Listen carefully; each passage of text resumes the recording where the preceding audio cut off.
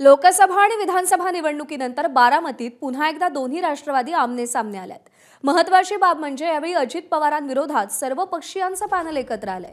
शरद पवारांच्या पुढाकाराने हे पॅनल उभं करण्यात आल्याची माहिती युगेंद्र पवार यांनी एबीपी माझाला दिली। या पॅनलमध्ये वंचित, काँग्रेस आणि शरद पवारांची राष्ट्रवादी एकत्र येणार आहे।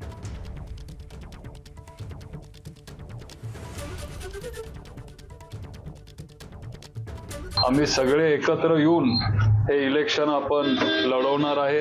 मग आता आपल्या सोबत शिवसेना पण आहे, उद्धव बाळासाहेब ठाकरेंची शिवसेना पण इथं उपस्थित आहे। आपले काँग्रेसचे इंगोले साहेब आता इथं आले। आपल्या सोबत वंचित बहुजन आघाडीचे सगळे इथले नेते कार्यकर्ते आहेत। काही अपक्ष उमेदवार आपल्या सोबत आलेत आणि राष्ट्रवादी काँग्रेस, शरदचंद्र पवार साहेबांचा पक्ष, शिवसेना, काँग्रेस, वंचित बहुजन आघाडी आणि इतर पक्ष आणि काही अपक्षांना आपण सोबत घेऊन हे इलेक्शन आपण लढवणार आहे। एबीपी माझा, उघडा डोळे बघा नीट।